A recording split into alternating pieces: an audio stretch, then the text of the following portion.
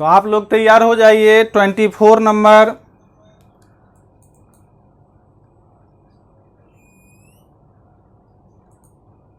Topic को पढ़ने के लिए। और 24 नंबर जो टॉपिक है वह टॉपिक है पार्श्व अभिक्रियाएं। तो सबसे पहला काम आपका टॉपिक का नाम याद रखना है आपको।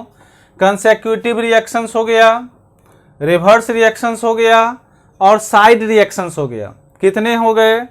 नेक्स्ट क्लास में हम पूछेंगे कि कितने रिएक्शंस हैं। कंसेक्यूटिव, अंग्रेजी में अगर बोलना होगा तो कंसेक्यूटिव रिएक्शंस, रिवर्स रिएक्शंस और साइड रिएक्शंस।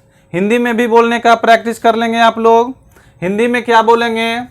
कर्मागत अभिक्रियाएं, उत्कर्मणीय अभिक्रियाएं और पार्श्व अभिक्रियाएं। तो 3 रिएक्शंस आपको याद हो गया कि तीनों रिएक्शंस का नाम सीरियली बोल देना है कि 22 नंबर जो टॉपिक था उसमें था कर्मागत अभिक्रियाएं, 23 नंबर जो टॉपिक था उत्कर्मणीय अभिक्रियाएं और 24 नंबर था पार्श्व अभिक्रियाएं।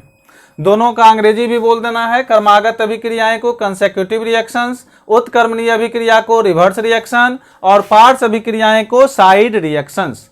तो इस प्रकार से बोलने का प्रैक्टिस भी कर लेंगे तो ज्यादा सुविधा होगा। अब लिखें कि पार्श्व रिएक्शंस क्या है। तो उदाहरण सबसे ज्यादा जरूरी होता है कि उदाहरण से ही ऑब्जेक्टिव क्वेश्चंस आपको पूछा जाएगा और सब्जेक्टिव ही आपका बनेगा। तो लिखें पार्श्व अभिक्रियाएं, पार्श्व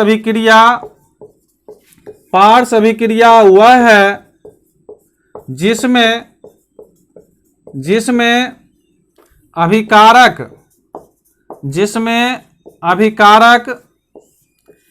एक ही साथ दो या अधिक प्रतिफल देता है। 2 या अधिक प्रतिफल देता है। बहुत आसान है समझना, प्रतिफल देता है। तो लिख लें पार्श्व अभिक्रिया वह है जिसमें अभिकारक, पार्श्व अभिक्रिया वह है जिसमें अभिकारक एक ही साथ 2 या अधिक प्रतिफल देता है। पार्श्व अभिक्रिया वह है जिसमें अभिकारक एक ही साथ 2 या अधिक प्रतिफल देता है। कैसा अभिक्रिया? तो पार्श्व अभिक्रिया क्या है? तो अभिकारक एक ही साथ 2 भी दे सकता है और 2 से अधिक भी दे सकता है। जैसे ए लिखेंगे और 2 प्रोडक्ट यहां दिखाएंगे।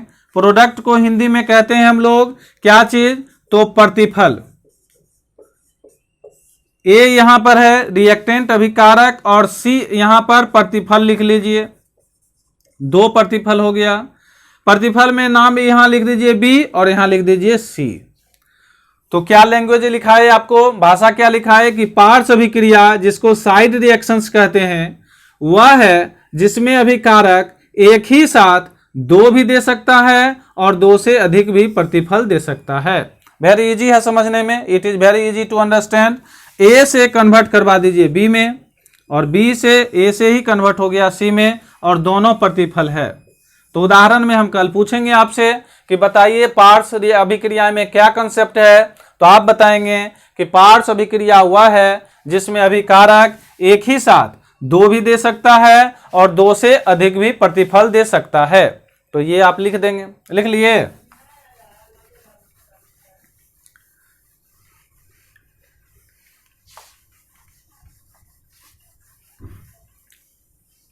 जैसे आपको उदाहरण भी देना है। जैसे उत्कर्मणीय अभिक्रिया में हम एक उदाहरण बताए थे एसिटिक एसिड के बारे में। आपको याद होगा कि एसिटिक एसिड के बारे में बताए थे और इसमें भी एक उदाहरण देते हैं ताकि उदाहरण से आपको क्या हो जाए, समझ में आ जाए। वेरी इजी है। तो उदाहरण पहले लिख लेंगे आप लोग। उदाहरण में क्या लिखना है? तो ब्रोमोबेंजीन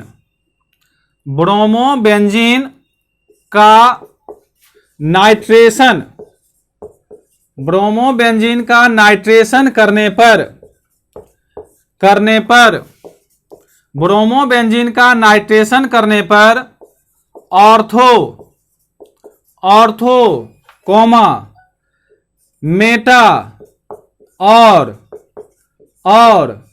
पारा नाइट्रोबेंजीन मिलता है। पारा नाइट्रोबेंजीन बनते हैं।